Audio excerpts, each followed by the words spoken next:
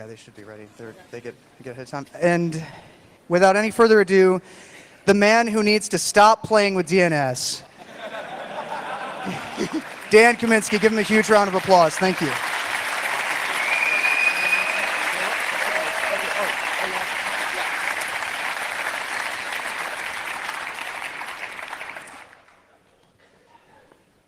Hey guys.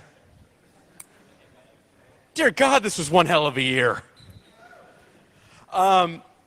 Hey everyone, it's great to be here. This is, I think, my 5th CCC. Every year I always have such a warm and excellent time here. It's just an honor to be asked to come out to speak. So, how many of you guys have seen video or slides of the talk I gave at Black Hat? Yeah, that's not this talk. If you haven't seen that talk, I hopefully won't be too confused. But I was actually talking to the CCC guys, and they really wanted to hear, there's been a fairly ridiculous amount of press on all of this. They really wanted to hear less about what the actual bug was, and more about, so what the heck have you just spent the last year doing? Because we all know it didn't take that long to find the bug in the first place, and that's actually true. So this talk is much more about the larger scale lessons to be learned from the experience of attempting to repair a critical piece of critical infrastructure. So what are we here to do? We're here to do 4 things. We are going to quickly recap what the flaw was and the scope of things that it affected. We're going to analyze what forces allowed. This shouldn't have mattered. DNS shouldn't have been this significant. And yet, as I explored all of the various things that were using DNS, it just struck me. This is ridiculous. Why are this many security-sensitive decisions being made on something that has never taken a security dependency in its design? We'll talk about how this issue actually got fixed and some of the tales of those 6 months. I think the quote from Paul Vixie was, I just spent 6 months trapped in a well with Dan Kaminsky, and, well, it's nice to be free now. And the 4th thing we're going to talk about is DNSSEC, which is, believe it or not, might actually not be a bad idea. So, let's talk about the flaw. The flaw indeed originates with Dan J. Bernstein, who pointed out in 1999 that the 16-bit transaction ID in DNS, yeah, that's probably not enough. Okay, DJB was totally right. And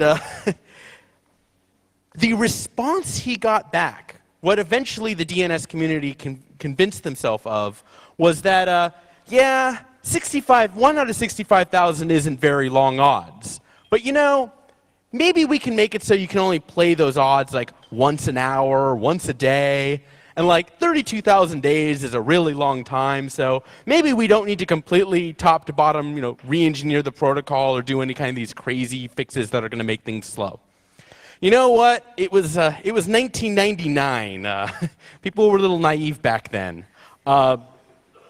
And yet, if you actually look all the way forward through 2008, this TTL strategy was about 1 draft away from becoming a RFC called forgery resilience.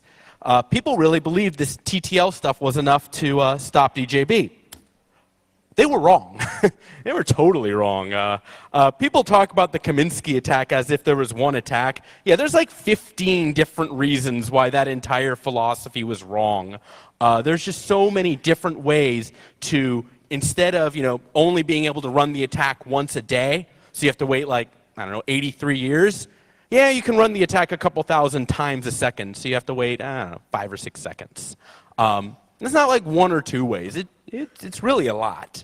The only other thing I maybe figured out was that because the attacker controls when the query happens, since you start the race, you can actually get more than 1 reply in pretty reliably. In fact, you can get more than 100 replies in pretty reliably.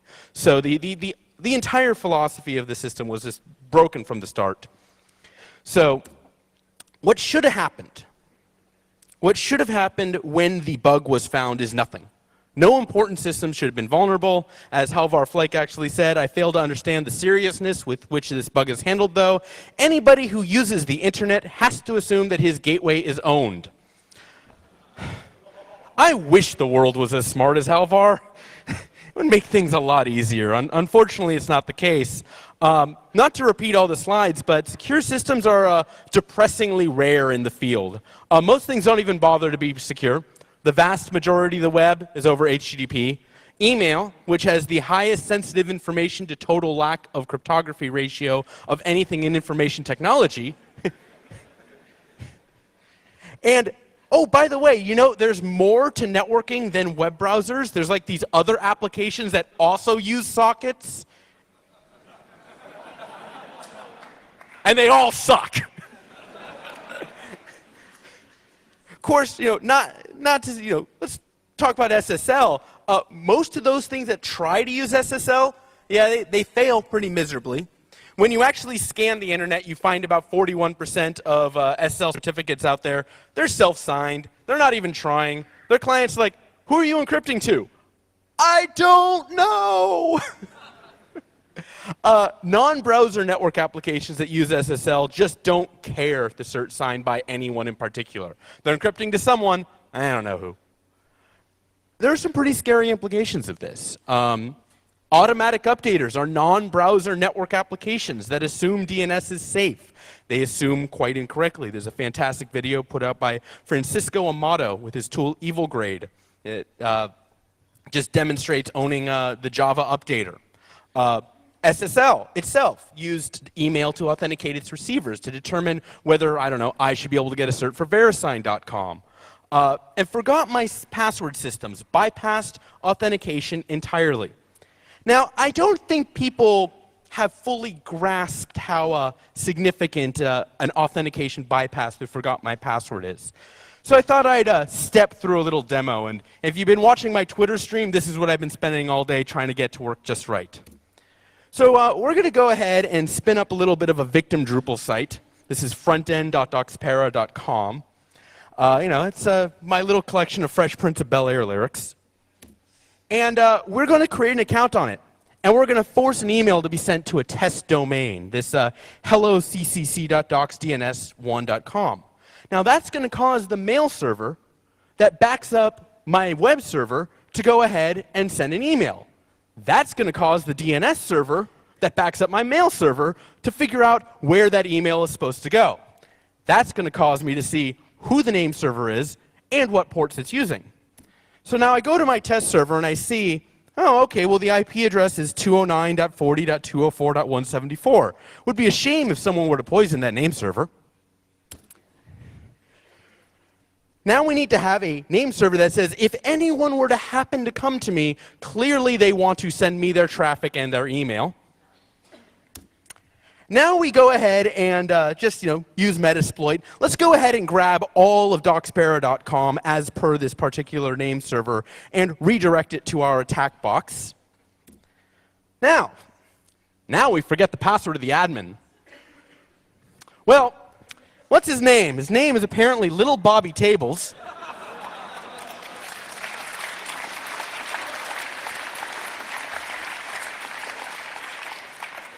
What's his password? I don't know. I'm just going to say I forgot. And it's going to send me an email. And you know what's going to be in there? Little Bobby Tables. A request to reset the password for your account has been made at Drupal. Please click this link. Hey, it wanted to know where to send it. It asked DNS, who is the mail server for this particular administrator? Said, no, yeah, that'd be me. Sweet. So I go ahead, I enter the administrative interface, and it's like, this is a one-time login. It's going to expire. Click this button to log into the site and change your password. You know, apparently this can only be used once.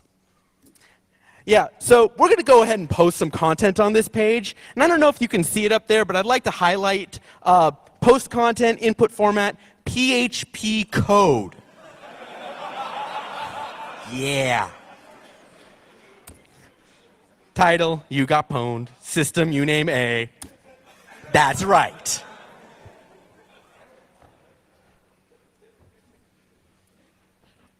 Why the hell did that work? No, I'm serious. I mean, why? You know, passwords. You know, we can forget our passwords and have them mailed to us. Admins have passwords too. Admins forget. Admins have code execution rights on pretty much every content management system out there. I'm not just picking on Drupal here. This would hit Drupal, would hit WordPress, would probably hit Joomla, and pretty much anything else you can find out there. One generic category of attack, and that thing's going to get code execution all over the place. Now, just to be fair to Drupal, they're totally on top of this. They're building a detection interface. They're pretty interested in all of this stuff. But really, is this Drupal's fault? If there was a code execution flaw in the Linux TCP stack, would it be Drupal's responsibility to say, wait, you're running on Linux 2.6.189.3. This TCP stack is vulnerable? No, because it's not a bug in Drupal. It's not a bug in the web server. It's not a bug in the mail server. You got to go all the way down into the name server. But that one bug traverses all the way back. So now we just received a code execution equivalent token over email. So that's the seriousness of which this bug is handled. Why did this work? Why did this happen? Clearly, this is the fault of passwords. No, really. I mean, without passwords, there would have been nothing to forget. With nothing to forget, there would have been no reminder email. Without email, there would have been no dependency on DNS. And without DNS, there would have been no exposure to cache poisoning. So clearly, we need to stop using passwords and only use SSL client certificates.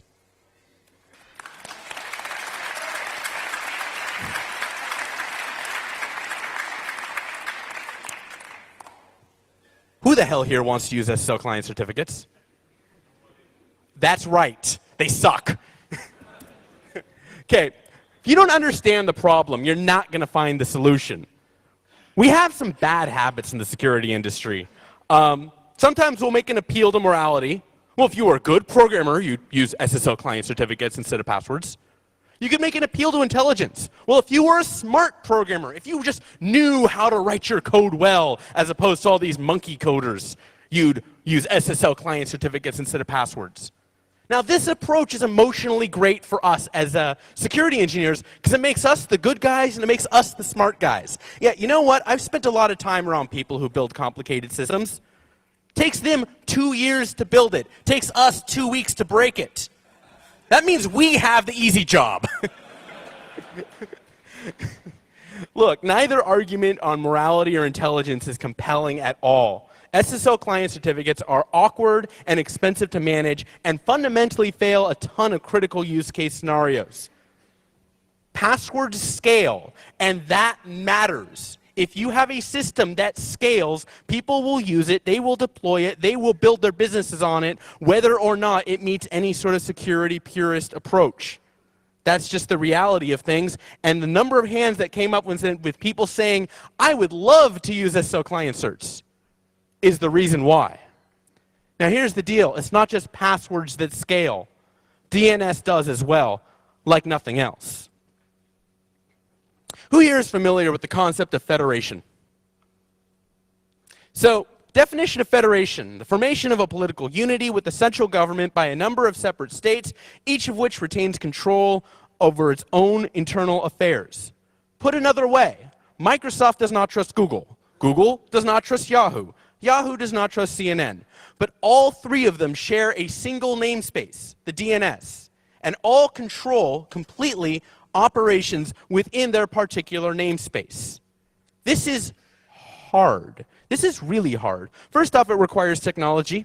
The synchronization of distributed database is a classically difficult problem, but it's more than just a technological problem.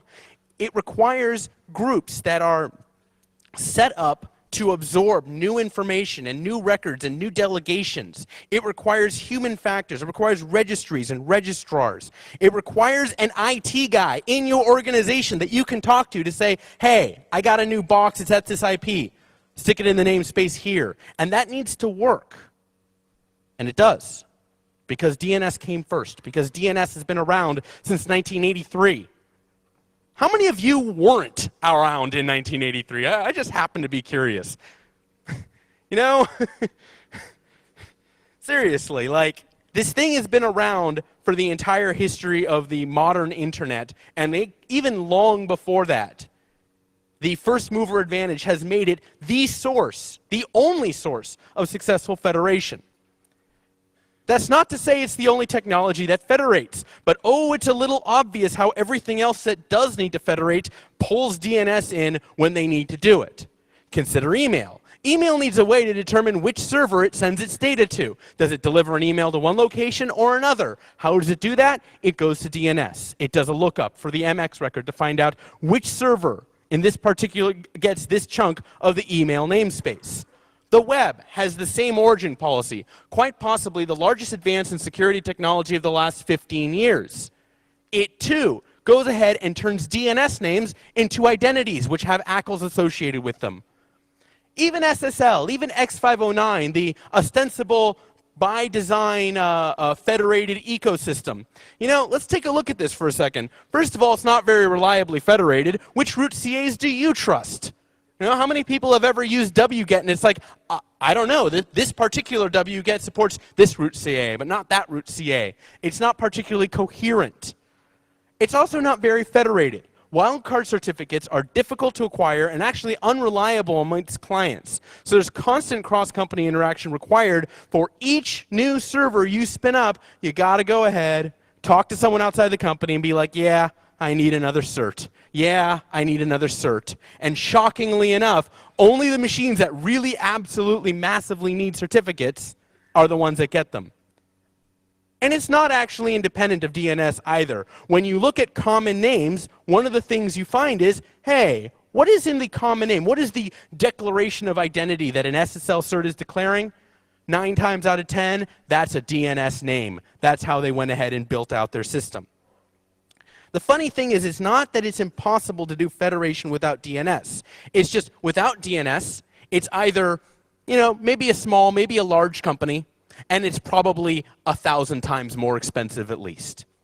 And so that's why it stays so small. Now, I'm not kidding when I say everyone federates with DNS, because all the technologies I just named are themselves built on.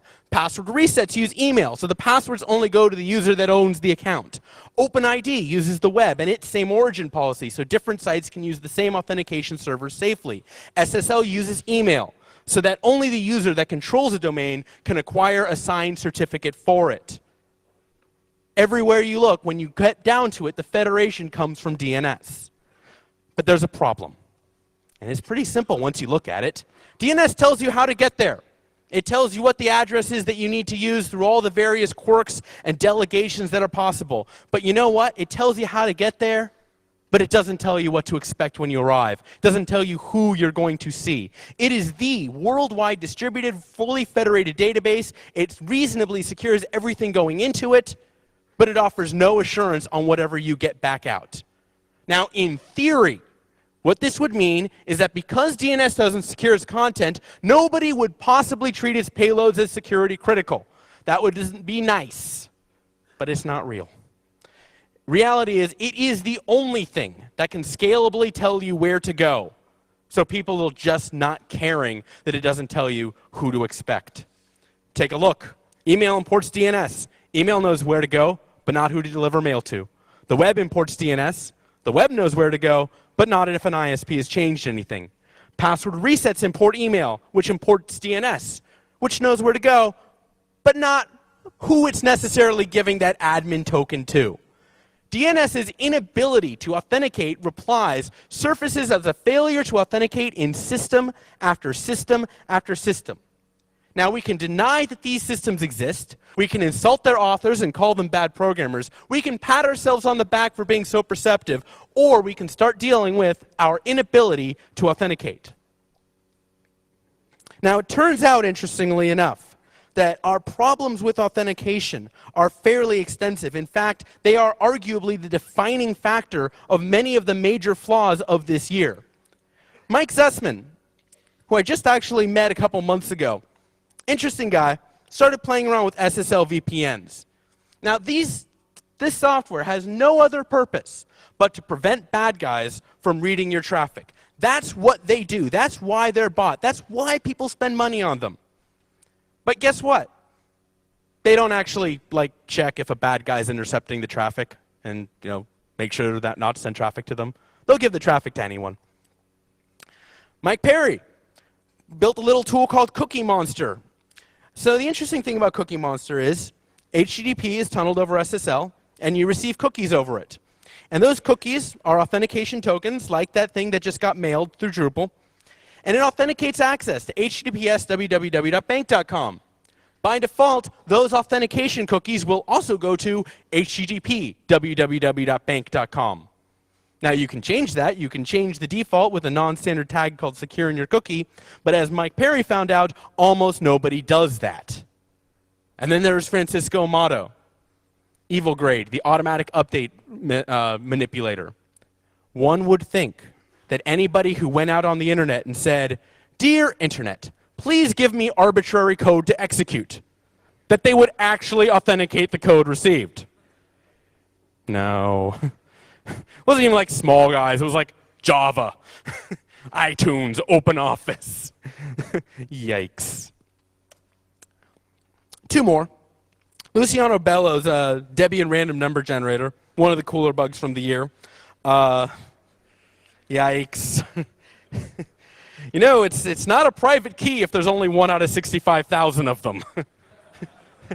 Amazing how 1 out of 65,000 just got plucked out of the air once again. This is the actual coolest bug of the year. I think it's cooler than my bug. How many of you guys know about the SNMP v3 bug? God, I love this. So, you know, you gotta have, I'm gonna bastardize the bug. Imagine if you had a website that was asking your password and you didn't know it. But you could say, you know, I can't give you my full password, but I bet I can give you the first letter of it. Is that okay? Yeah, it was that kind of bug. God, that was glorious. So, you know, our common trait here is that flawed authentication is the unifying theme of 2008's major bugs. From SSL to Cookie Monster, from SNMP v3 to Evil Grade, we just don't know who we're talking to, and it's getting us in a heck of a lot of trouble. We just don't know. So there's some common traits of all the bugs that I just told you. The first major common trait is they're all so amazingly simple. DNS's TTL defense can be bypassed with alternate names. Authentication cookies received securely will be sent insecurely. SSL VPNs don't care who they deliver packets to. Large amounts of software don't care who they get their updates from. These are not complicated bugs to understand. A collection of a few words and you can build a repro. Okay, we don't have that in a lot of other things. The flip side is these bugs are horrendously complicated. Now I was talking to a friend of mine. He's a release manager at a company that has to deal with a whole bunch of bugs that y'all find. You know what he told me? He looked me straight in the eye and he said, "Dan, I love buffer overflows. They're so simple to fix. No one depends on them. No one builds entire companies that need that buffer to take more memory than it actually has. You don't need to collaborate with any other companies that suffer from them, build mitigation plans, multi-phase systems. You find a bug, you put a stupid little wrapper around it and say, make sure this number isn't too big, and you move on. And that's not design bugs. None of those bugs I just told you is particularly trivial to fix. Most of them are still there. The fourth common trait is that the bugs I just told you blend, and they blend really well. This is, by the way, why it's ridiculous to compare who found the bigger or better bug. There's no such thing as a bug so good, another bug can't actually make it better.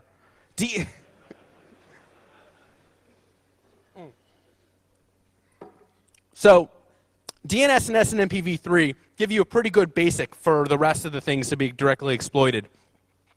DNS and SNMP v3 let you become man in the middle. So, when Cookie Monster is man in the middle, it can go ahead and impersonate HTTP www.bank.com, thus getting the authentication cookie. When you have Debian with its generated certificates, you can use DNS or SNMP v3 to impersonate SSL endpoints. And of course, as was in the actual Evil Grade demonstration video, you can use DNS to provide false packages for Java. Interestingly, DNS also lets you exploit SNMP v3, and I thought this path was kind of cool, so I'll kind of mention it. Well, so DNS, so last year we were talking about how Java has access to sockets, make network connections, right? So DNS is, we had to lock that down because you could kind of, I don't know, get behind firewalls and own a bunch of machines. So they went and said, okay, we're only going to allow you to connect to addresses when DNS says it's okay. Well, we own DNS, so DNS is saying you on that browser can make a network connection anywhere you want, TCP or UDP, to which I say, UDP? May I please have UDP access to every Cisco network device behind your firewall? And Java says, sure, no problem.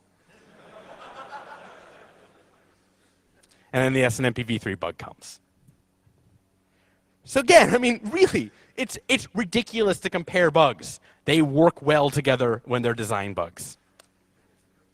Fifth common trait is that they are often found in old systems. The DNS bug was in a spec from 1983. The cookie spec was from the mid-90s. SSL requirements have been known from the dawn of the protocol. And the v3 spec has been around for years too. Age does not predict quality. In fact, frankly, we didn't used to take care of security that well. I don't even know if we do now, but we really used to do it pretty badly in the past. The sixth common trait is that all these bugs, all these authentication flaws, are very, very slow and expensive to repair.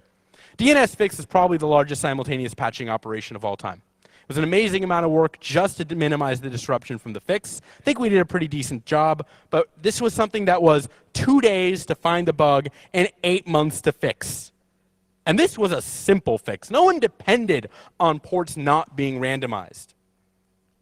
The patch rate was a lot higher than our wildest dreams. Paul Vixie, in his experience with DNS patches, and he's been through a few of these, to say the least, he was expecting 50% coverage after maybe a year. We hit 75% after about a month. So that was cool.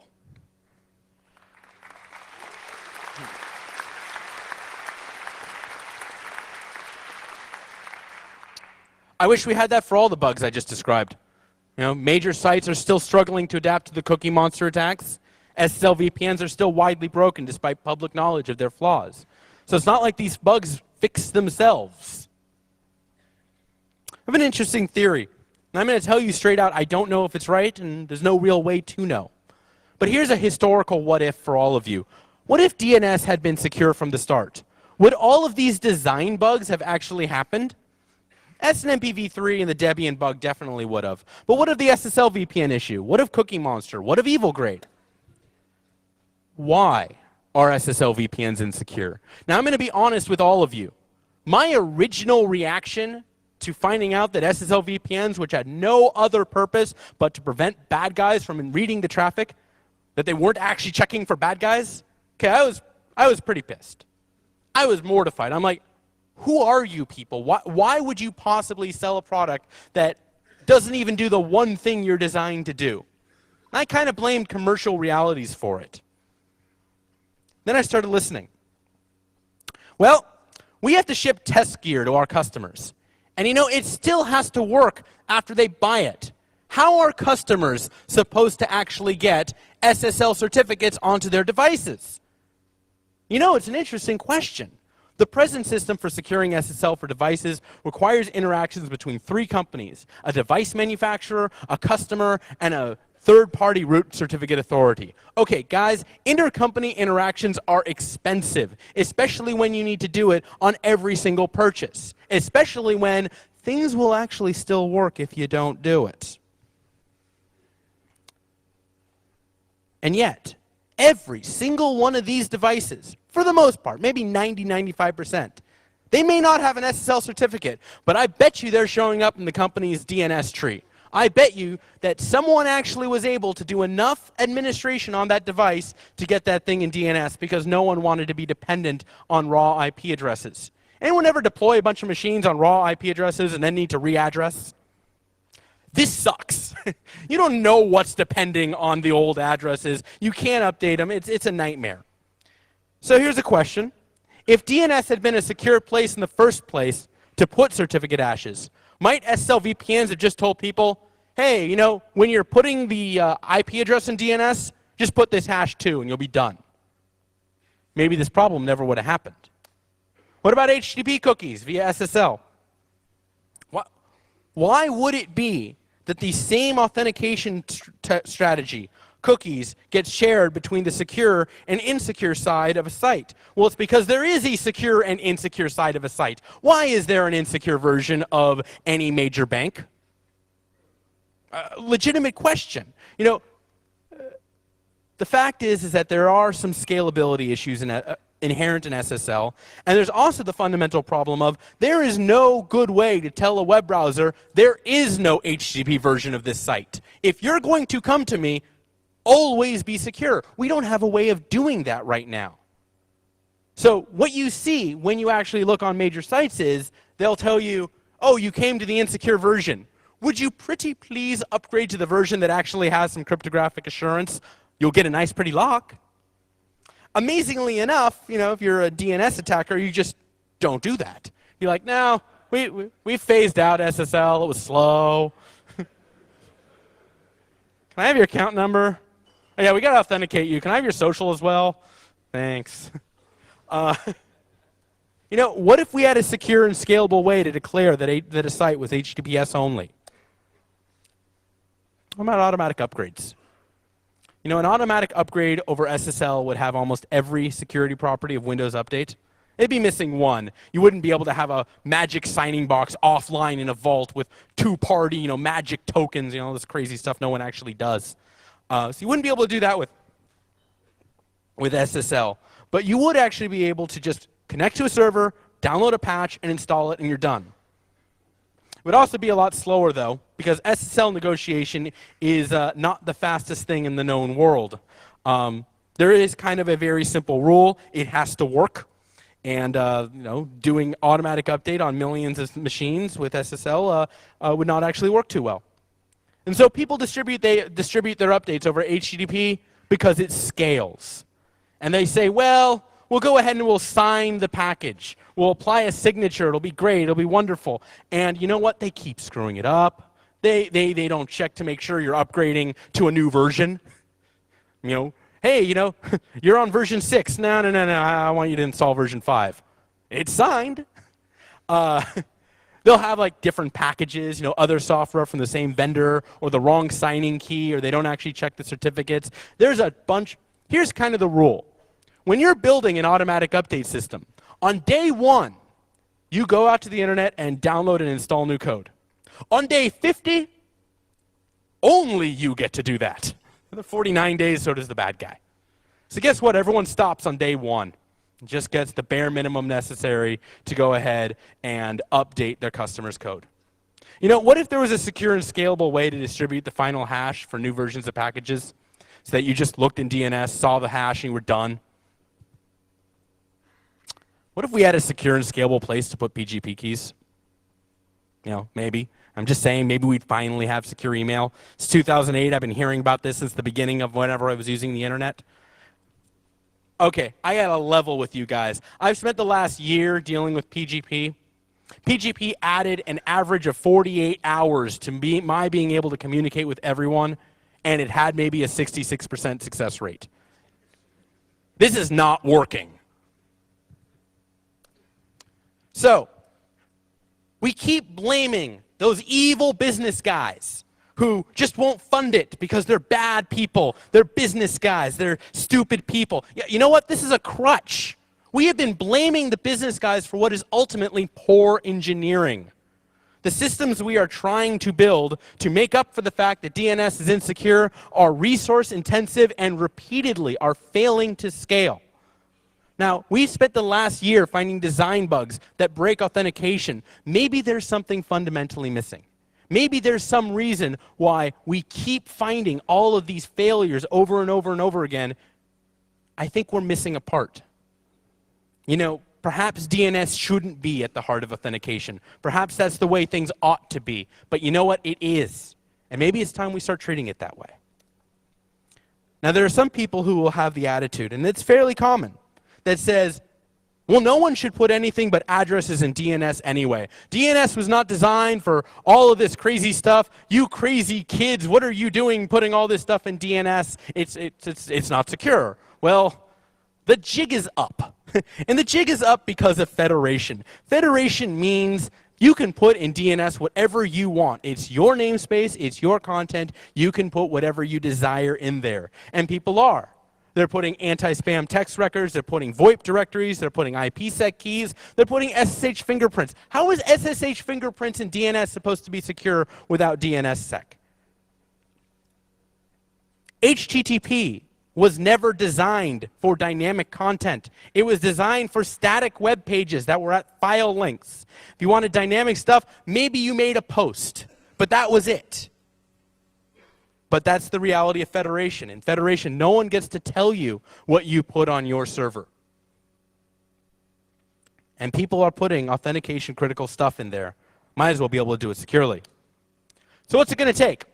What do we have to do? Well, the first thing to do was to put out the fire that, frankly, I sort of set. DJB started it, and, well, it kind of blew up. Next, we have to figure out how to make DNSX scale, because it doesn't yet. And finally, we have to start migrating new applications to be aware and able to use it. So let's talk about the putting out of the fire. How did this happen? How did we get from lots of red showing lots of vulnerable machines on July 9th, 2008, to lots of green and a little bit of yellow on August 3rd, 2008? How did that happen? Because you know what? Systems don't fix themselves. Well, first off,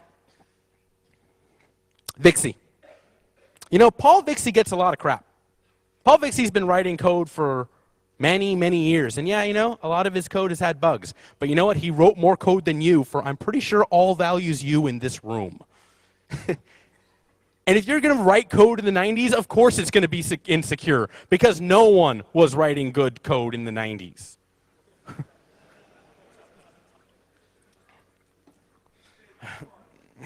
No, DJB was writing good code. How is his release engineering? Crap. And that matters. You know, every time I have ever written something for release, I have spent more time making that thing build on platforms and packaging it up and dealing with support than I ever spent actually going ahead and writing the software to begin with. Saying that release engineering is a problem that, oh, it just does itself, it's just not true. I mean, there are things that are facts, and that's not one of them. DJB wrote some fantastically secure code. Did he package it up in a format that anyone could really build on it? No. No, he didn't. So, Paul has been dealing with the DNS industry for the past 15 years. Dude knows everyone who actually matters in DNS. The only reason I was able to get all the people in a room is because they've been dealing with Paul for a long time, and for Paul to say, oh, dear God, remember that thing from DJB that we ignored? Oh, we probably shouldn't have done that. Oh.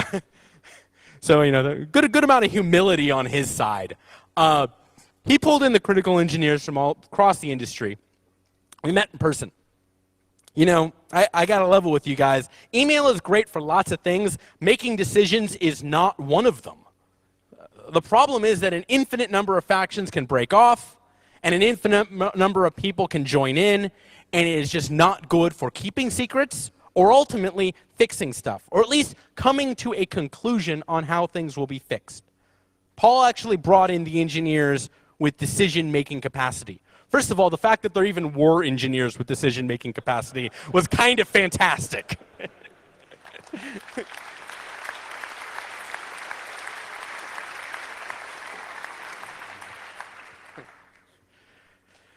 That's how we kept the politics out.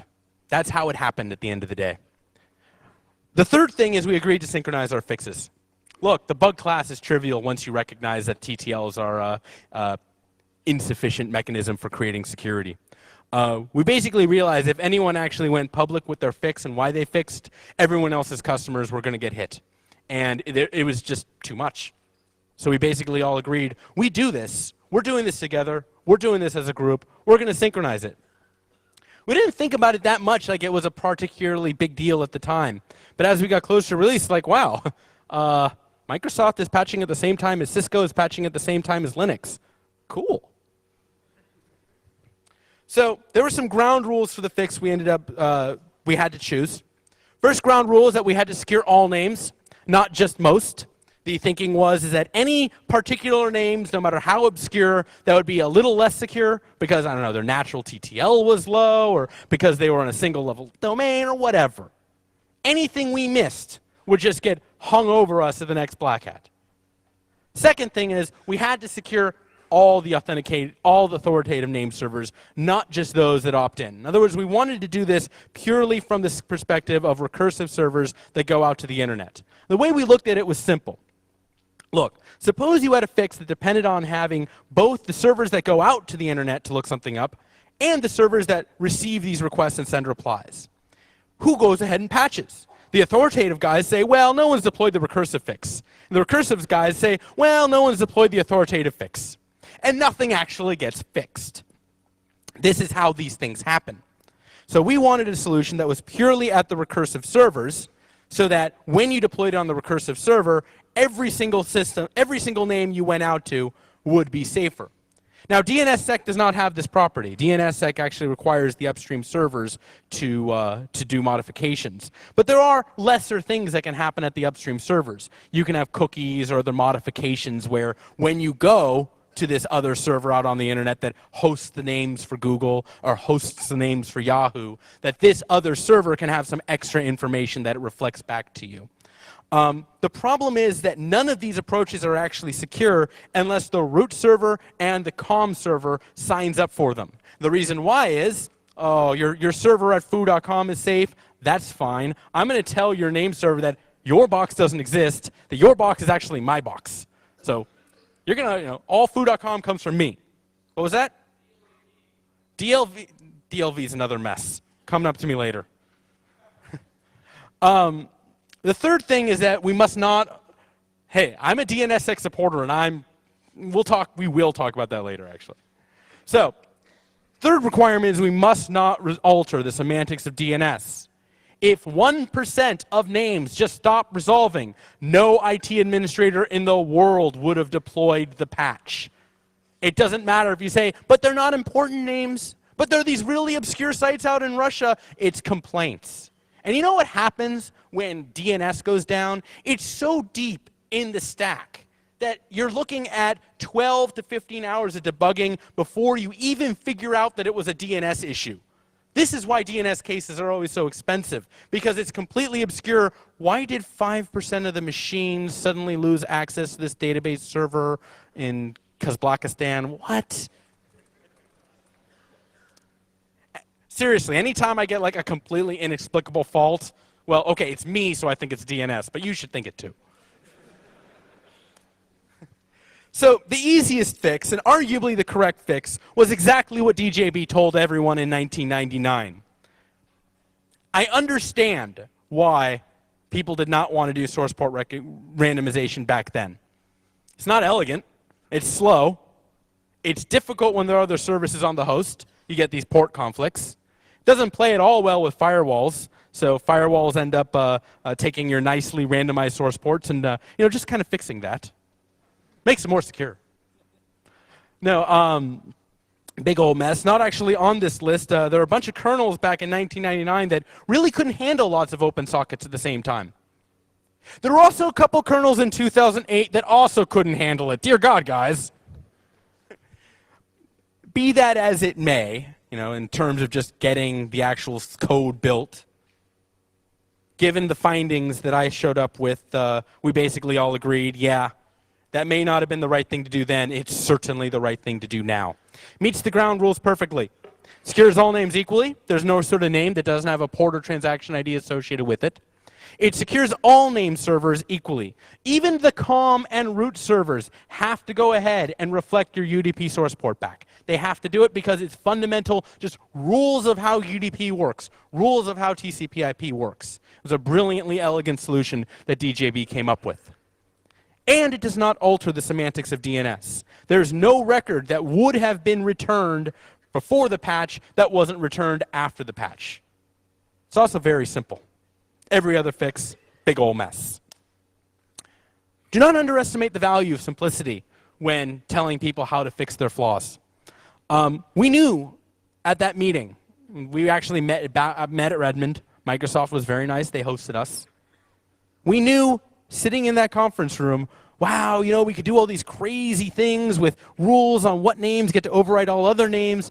The odds that even one of us would get it right, let alone all of us in the same way. We knew the odds of that, let alone in an interoperable fashion. We knew the odds were zero. 0 is very low. None. Not going to happen. DJB was right. There are some alternate strategies that are interesting, that are even being explored right now. This is the next generation pre-DNSSEC fixes that are being explored. Lots and lots of people want to go to the good old days when we thought the TTL worked, where we thought, well, okay, 1 out of 65,000 isn't a lot, but maybe we can make it fix the flaw in that beautiful, brilliant model. Yeah, at the point you have 15 bugs in a security technology, maybe it's time to move on to something new. Here's a really fun way around the TTL that actually got shown to me. If you go to a name server and you tell it, I would like to look up www.google.com with record type 1337. This does not exist, but it's totally elite.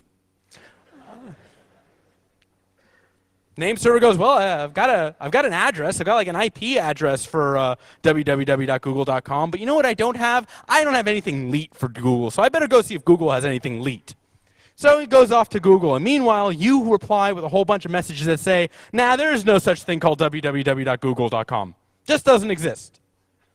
Eventually you'll win. Eventually you'll get a reply back. But guess what happens when you get that reply back? Name server says, well, I guess there is no such domain as www.google.com. Throws it all away. TTL bypassed yet again. I'm not saying you can't fix each one after each one after each one. It's just at some point you have to admit, man, this stuff doesn't work. It's a useful approach for defense in depth, but it's never, ever going to be comprehensive. You will break the semantics of DNS. You will make the wrong record come back. You will hit that 1% failure rate trying this path long before you will do any reasonable dent on the ability of an attacker to hijack names.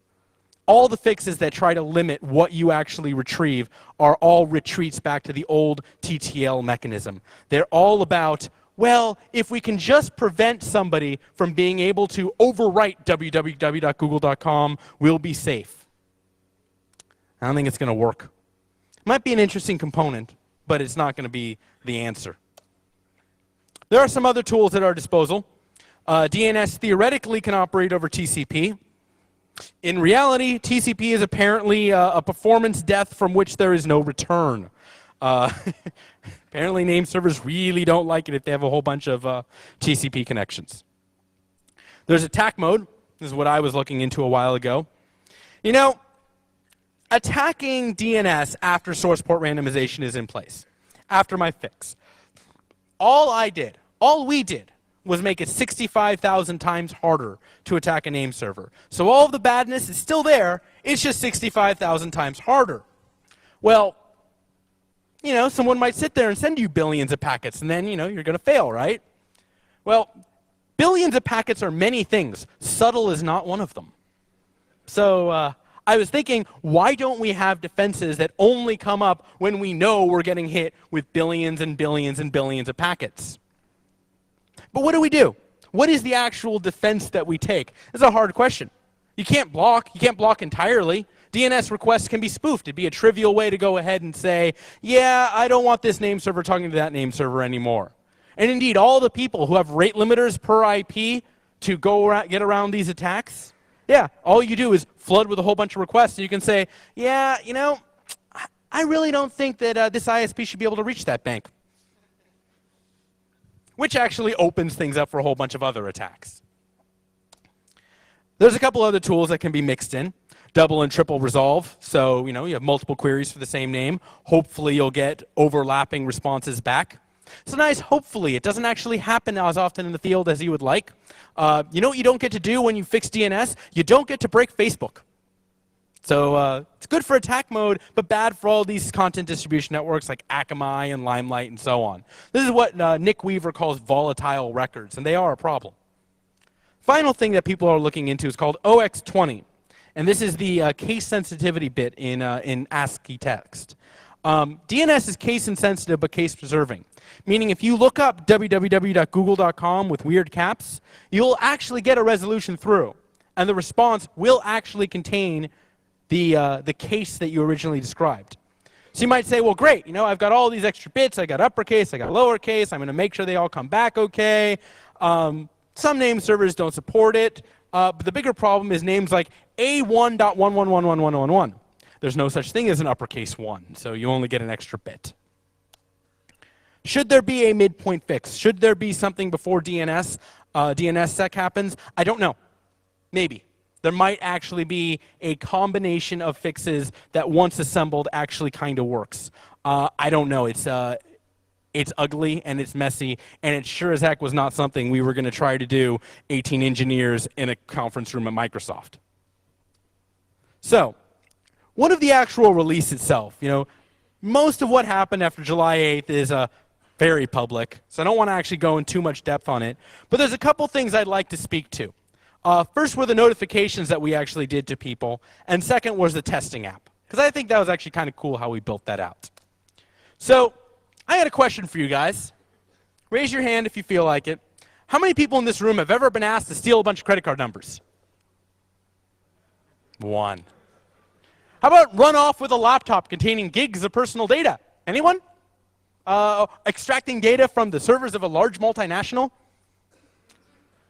Okay, for this next one, be honest, there's no way anyone's going to trace it back to you.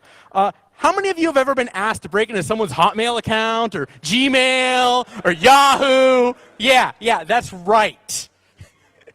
So this is why I spent a good portion of July on the phone with Google and Yahoo and eBay and MySpace and Facebook, because there ain't nothing people want to break into more than personal email. The other group that we were really worried about were the SSL certificate authorities. Domain validation is embarrassing. The idea behind domain validation is you go to a website and there's a little lock. And little lock says, you're at www.bank.com, and you can tell because there's a lock. Well, do you ever wonder why the bank was able to get the lock, but you yourself couldn't put up a server? Well, you see, what happens is that the bank goes to VeriSign and says, we'd like a little certificate. We'd like to do the lock. And they say, well, how do we know you're you? How do we know you're actually a bank employee? You could be some guy. And then it's, well, why don't you send me an email? Which we own. So, Microsoft handed me a list of every single certificate authority in the world. And I spent the next month fielding phone calls from Finnish government authorities. It was awesome. So, finally, we considered auto-updaters. Frankly, we kind of underestimated just how many of these were actually broken in the field.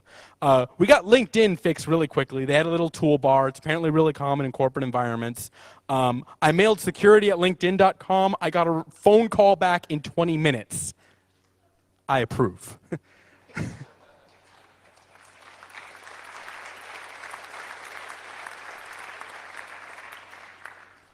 Incident. Yes, you did. But yeah, I actually really want to point out, every company should have a security at email and have someone whose job it is to actually receive and check that mailbox.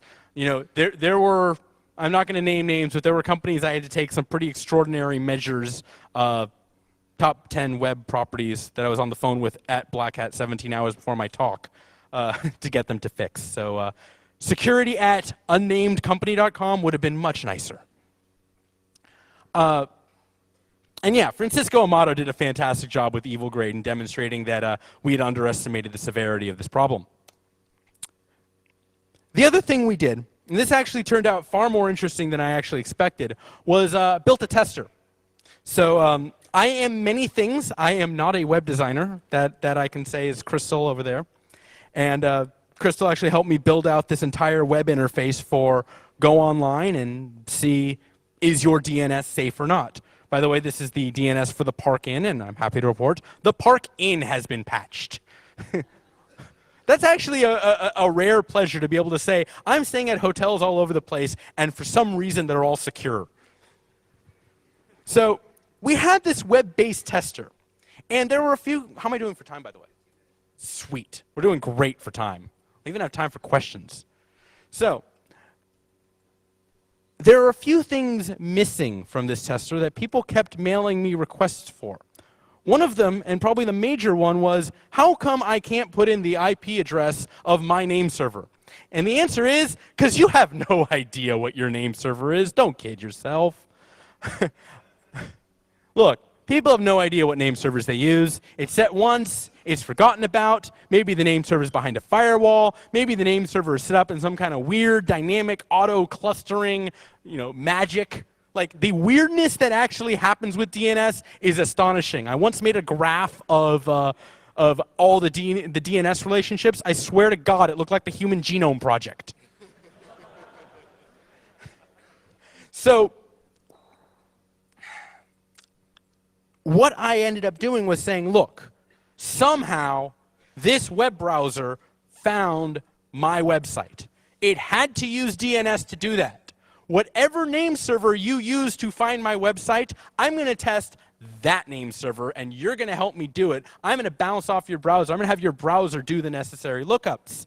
And this led to a very funny thing, actually. People said, well, if my DNS is poisoned, I might not actually be able to reach www.doxpera.com. So there's the way I can test my DNS off your IP address. I'm like, wait, if you're coming to my IP address, you're not using DNS, so how are you testing your DNS? Hello? Anyone? Dozens of mails of that type. So the second reason why I had a web-based tester was I really wanted customers to be involved with this fix. One of the things you hear a lot is that there's no customer demand for security. And I think a lot of that comes down to there's no customer awareness. There's no way to know, am I vulnerable? Is this something that affects me? Is this something I should even know about to make a determination of? So I had this tester as accessible as possible. Just a simple button, click check my DNS, and it will go ahead and tell you if you're having issues or not. And customers could go ahead and protect themselves by calling their ISP and providing demand for a fix. Or they could go ahead and protect themselves by using one of the free DNS providers like OpenDNS. However the customer wants to protect themselves, and if they don't care, they do nothing. I was just looking to enable. So how the tester actually works, some technical details here. I had a little bit of fun with this. The way the tester works, you'll notice these big, huge, ugly CNAMEs that have a bunch of noise. And if you've been ever looking at them, you might have been wondering what they are. So here's the deal. In DNS, when someone asks you a question, you can reply with, I don't know, why don't you look up this other name instead? And they can come with you the other name and go, I don't know, why don't you look up this other name? And keep moving them in a loop. Well, each of these names contained inside of them, encoded in base 64, what the actual IP address, port, and transaction ID that was used for the previous request. So I didn't need to store in a big database all of the previous requests that I was receiving. It was just, oh, you did a lookup with me with no information? Here, why don't you do 1? Oh, you did one with 1? Here, why don't you do 2? Here, 2, 3, till 5. And at 5, I would actually decode all the information, dump it into somewhere where the web server could read it, and you can actually see it yourself. If you generate a random number and do get on http something.docsdns1.com/fprint/ whatever your random value was, you'll get back this text string, which was originally designed to be read over JavaScript. And it'll actually tell you, yeah, though that series of requests you did, here's when it happened. I leak my time, I'll live. It was, these were the IP addresses, this was the port, this was the transaction ID, and so on. And then through JavaScript, I parsed that and say, okay, well, your ports didn't randomize, or your IP address was a particular IP, and so on. That's how it worked. It was pretty straightforward. Now, there was a small bug at the beginning, which eventually had to get fixed. So originally, when I moved you around in this loop, I would say, please keep hitting this particular name server on please keep hitting the same IP address over and over and over again. And I thought that was fine. Well, it turned out, after we realized all the firewall issues, some people built firewall rules that said, okay, will randomize ports as long as the IP address changes. If the IP address stays the same, well, it's not leaking the port to anyone. We'll just let it keep using the same port over and over and over again. So like, cool. Wait a second. That means my tester doesn't see the port changing, which means my tester is giving false positives, which means I have some unhappy ISPs on my hands. So went to ISC and said, hey, I need a host. I need to have 5 IP addresses. And the replacement was, when you go to the first server, it says, no. Go to the second server on a different IP. You go to the second server, it says, no, go to the third server on a different IP. And each of those times you get different ports, and that gave me accurate data. So that was cool. Mail. I needed to get mail into the picture. And this was a bit of an evil stunt. So what I would do was I would generate a random mail address and tell people to, hey, go send an email to this and leave this web browser open. Now what would happen was the user would send the email, maybe through Exchange, maybe through whatever. That would hit SMTP. SMTP would hit DNS. DNS would hit my little Perl script, which would go ahead and generate a file, which would end up getting picked up by a web browser that was polling for that file. So you should not try to wrap your mind around the HTTP to SMTP to DNS to HTTP to HTML bridge that I had to write for all that to work, but it did. Left undone was a bit of a stunt that I thought would have been a lot of fun. I was considering allowing people to embed a tester into their own blogs and websites. A couple people actually asked for this. Problem was that no one would actually ever support script sort, and hi guys, I'm a hacker. Could you please embed my JavaScript into your online bank? Let's talk about things that are not going to happen. So I had to come up with a solution, and the solution was actually the Billy Hoffman plan. This was fun. So web browsers are very, very restrictive on what information they will allow to flow cross-domain. Unless you go, script source to some other domain, and then it'll let anything happen. But the online bank did not want to have to trust me. They wanted to get a little bit of information out of me, whether the server was insecure, DNS server was secure or insecure, but they absolutely did not want to run my code. So how do we do this? Well, there's one really small, and by really small I mean a couple of bits per HTTP request, that allows scripting. It doesn't allow scripting across sites, but allows a few bits to move cross-domain, and it works on all browsers, and it's the image size of an image, which can be loaded cross-domain. You can't get access to the pixels, but you can find out, was that a 1x1, a 2x2, a 3x3, a 4x4? So I find this, and I'm like, man, this seems like something Billy would have worked on. And oh yeah, the dude wrote like an entire tunneling library over it.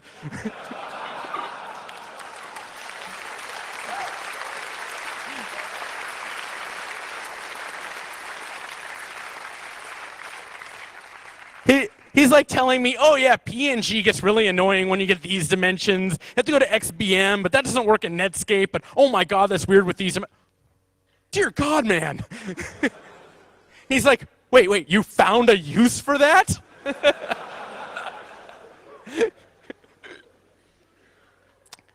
I will use this stunt for a future thing, but I thought I'd document it. Maybe there's something you have for it. So now what? What do we do now?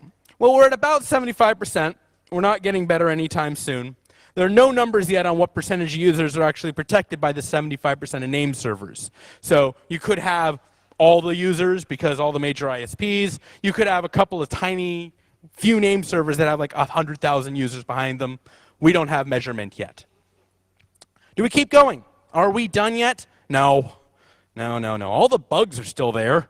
All the software I described is still broken. It's just we've kind of taped over the problem a bit, and not particularly effectively by the one fix from 1999. So, DNS is not alone, guys. There have been at least 4 bugs this year that have exposed content which for some strange reason is trusting that its gateway has not been compromised. DNS bug was one. The BGP bug was another. The SNMP v3 bug was a third. And then how many of you guys saw the WPA2 break that was at PACSEC a few months ago? Yeah, what happens when you break into a wireless LAN? That means you're on the LAN. You are the gateway now. And there's going to be more. Now, I said earlier, I believed DNSSEC can actually be a help for this. Question is not why DNS was insecure. Of course DNS was insecure. It was designed in 1983. Question is why everything else, things that were designed like last year, why those things are insecure and what we're going to do about it. So I got a few thoughts. First off, the present deployment numbers mean nothing. DNS, like all the authoritative server modifying solutions, needs the root signed for the solution to at all be meaningful. No one's going to go ahead and do any work to deploy something that has no actual use in the field. And if you can just go ahead and attack the parent because the root isn't signed or COM isn't signed, you're done. Now, XQID thought that they had a way around this whole root and COM poisoning issue. Doesn't work. You can come find me later if you want to hear the gory details. Now, the root has remained unsigned in DNSSEC for far too long. That's apparently going to change. I apparently have something to do with that. Apparently, the big thing in the DNS world right now is automation. How do we make key signing just happen? Look, DNS scales. We know that. We've seen it do it for 25 years. DNSSEC in its normal operating mode, not so much. You know, there shouldn't have to be talks about how to deploy DNSSEC. You should install the latest version of bind and be done with it. Now, that doesn't mean that's entirely going to work. There are some fundamental requirements that make that difficult. But we really do need to get the deployment story of DNSSEC as close as possible to source port randomization. We also need to figure out how exactly we're going to interact with the registries and registrars. These are the servers that ultimately consume data to put it into the global shared namespace. These systems have no idea that DNSSEC exists, and they need efficient and elegant ways to find this data out. We need to ease the business load on them as much as we need to ease the management load for the end administrator. Now, what about DNS Curve? You guys heard about this? DNS Curve is DJB's alternative solution to DNSSEC. Be another about 3 minutes. DNS Curve is interesting. I think we have a lot to learn from it. It's based on link-based crypto instead of anything that can actually be cached. What's good? First off, it just says, look, you're going to have your signing key online. The original thinking of DNSSEC was that you only updated your DNS records every once in a while, and you could have like the key in a signed vault and all this crazy stuff. It was never going to happen, especially not in 2008 with the rate at which we move things around. The model is far too dynamic, and admins are far too harried for offline keys sort of make sense. So DNS Curve just says, forget it. Let's see what we can do, assuming that a signing key is online. The other nice thing, the really nice thing in DNS Curve is that registrars don't have much to do. All of the chaining of security is based on the actual names of name servers. So here's what doesn't work. Well, first off, there's no code. Okay, that matters. The second problem is that it requires new crypto. You know, Dan Bernstein doesn't think that much of RSA. ECC is standard, but his proposed curve is not. I mean, it's a curve optimized for speed, which is about the last thing I want to hear when it comes to the safety of the crypto system. And it's not actually that fast.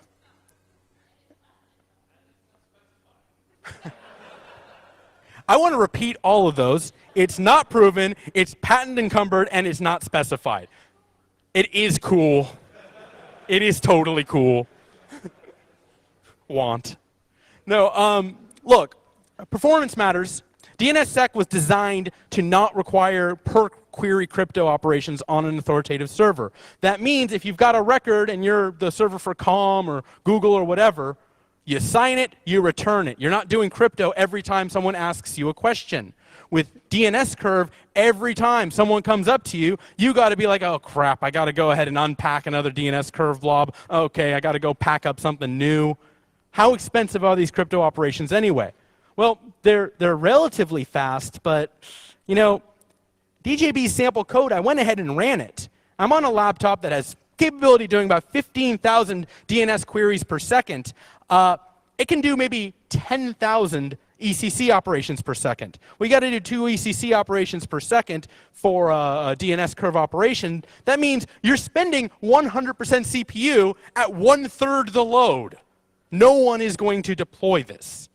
Now, it could possibly be optimized faster, but why? You know, the larger issue, and this is the thing that I consider the fatal flaw in DNS Curve. And remind you, I have nothing but respect for, and I think we have a lot to learn from the proposal. But there is no way to ever achieve end-to-end trust with DNS Curve. With DNSSEC, we can envision ultimately clients that do their own validation using the name server infrastructure just to cache. In other words, your desktop actually is validating every single record to see, do I have a chain from the root? And it doesn't increase load because all that stuff still uses the caches inside every name server that's out there. Well, DNS Curve says no. You don't get security unless you are directly interfacing with the DNS infrastructure. That means your stuff can't be cached. That means no one can say to you, I have validated this information, and if you'd like to see it yourself, here's what I used to validate it. Because the validation secret is not in your hands anymore. So there are two possibilities. You either abandon end-to-end trust, meaning all these applications that need to get secured don't, or you abandon caching, meaning there's 100 times increase in the amount of DNS load out there. Okay, DNS can't absorb 100 times increase. So it has a lot of cool things. I really, really like. There's a lot of DNS Curve that can actually be absorbed into DNSSEC that's going to make people unhappy, but it's the right thing to do. We have more to learn, but I don't think it's the right approach for the time. So a couple conclusions. Now we're a bit over. First, federation is hard. Everyone's been using DNS to do it. That DNS is not secure has not been stopping people from doing it. And authentication has suffered. But authentication has been suffering. It's a mess out there. DNS offers potentially a way to fix this. It is at the core of so many systems that putting a fix here has effects above and beyond. And finally, I have just one more thing. I'd like to point out that when I poisoned that name server, that Drupal installation at the beginning, that was frontend.doxpera.com. Meaning there's a backend.doxpera.com that it was getting its database from. Well, it was getting its database from until the point that I poisoned DNS.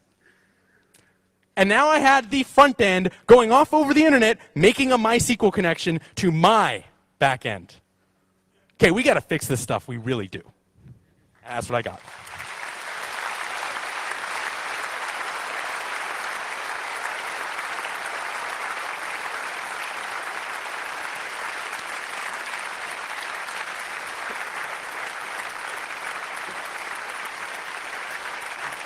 Should I take questions? Okay.